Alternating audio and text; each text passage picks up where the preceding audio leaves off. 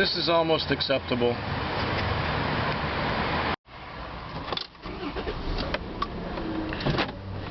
This is Taxi Vlog 130.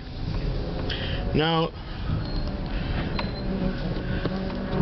I haven't made one of these in a little while because I took a week off to drive to Montreal and deliver my 1987 Plymouth to my mother, who I'm really pleased to report is thoroughly happy with the car, and she likes it a lot, and she's really happy that she can get around, and everything's working out just perfect. I could not have done a better thing. In fact, it's one of the best things I did all year, giving my car that was sitting in the driveway to my mother. Well, that's not really what this particular vlog is about. What I want to talk about this time, you know, in this business, when you think everything is going just fine, that's when things happen. Oh, green light, let's go.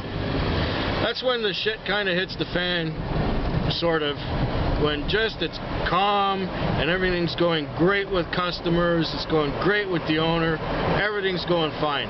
Then something happens. Well, put the lights on. It is night after all. Yeah, I'll tell you what happened this time. Now, you know, when you drive a vehicle a lot, you get to know things like the fuel gauge, how it behaves, how much gas you have left after a certain amount of time. In fact, when I drove that Plymouth across the country, or across the northern United States, from a very full fuel tank until the light came on and it was empty and it was time to feed it, it was 650 kilometers. Whether I was doing 75 miles an hour or 65 miles an hour, whatever, it took 650 kilometers of driving on the interstate to empty the tank. Didn't matter, 650 kilometers, that was time to fill it. I always set the trip odometer when I fuel the tank. I'm a little bit anal that way. Well, with the taxi, you know that we have to pay for our own fuel. I have to pay for my fuel.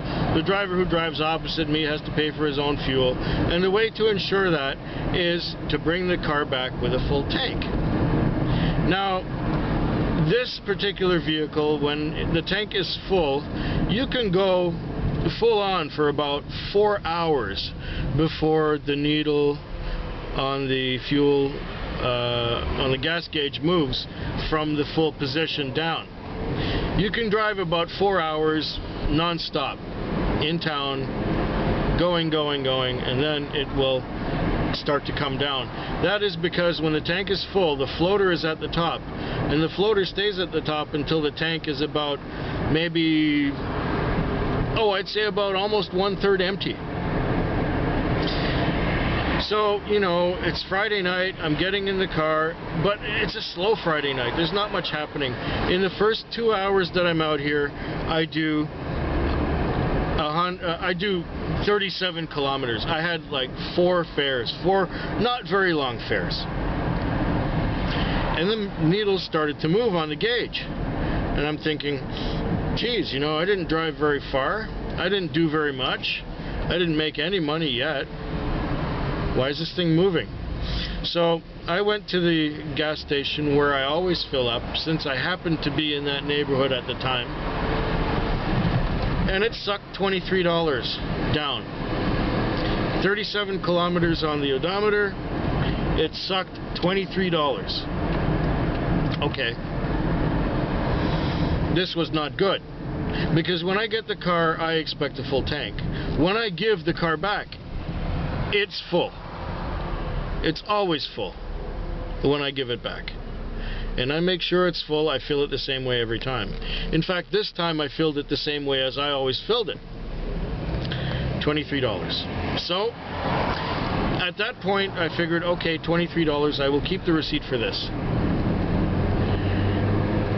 I drove the car the whole night from then on. I drove for 8 hours. I put 250 more than that, 280 kilometers on top of that 37 that was on there. I was busy guy.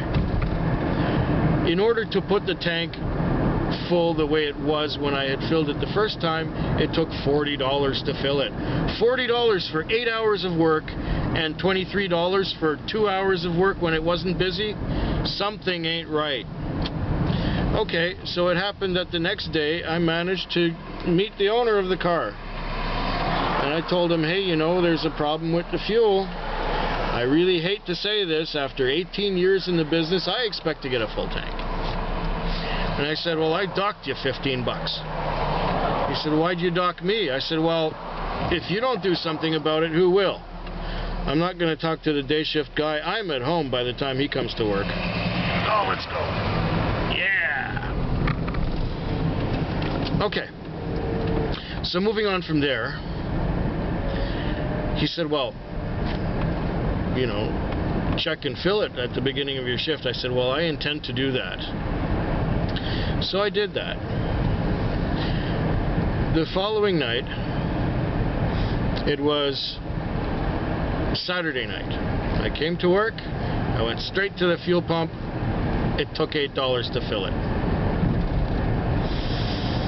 He said, well, if it's under 5, that would be acceptable. I said, well, yeah, almost. Well, it took $8 to fill it. The following night, Sunday evening, it took $6 to fill it. That was almost acceptable. I could almost accept that. The next night, last night, Monday night, it took $10 to fill it. And tonight, well, it refused at $5.17. Was a different driver this time. Maybe I'll let this one slide. But come on, $23, $6, $8 is 23 and 14. That's $37 plus another 10, $47. That's a whole night's work. That's more than a whole night's work on a busy night. Now, if you want to extrapolate that, that's over $200 a month. $200 a month that could be in my pocket rather than someone else's, if it's the same every week. Now, even if it's $5 down at the beginning of the shift every day of the month. Say I drive 23 shifts in a month, which is not uncommon if the weekends fall in the right place and so on. That's $115. You realize that $115 is more than what it takes to fill up my own car? And on a tank with my own car, I can drive it for a whole month? Or how about this? That's half a grocery bill. $115 a month, if the tank is $5 from full. Now you see why I'm complaining? I should not be paying for someone else's fuel. It's only fair. I pay for my fuel, you pay for your fuel. Elementary. From day one. This should be impressed on everyone who drives cab, if they're working under the kind of arrangement we're working under. How many times have I had this happen? I thought I could trust these guys, you know?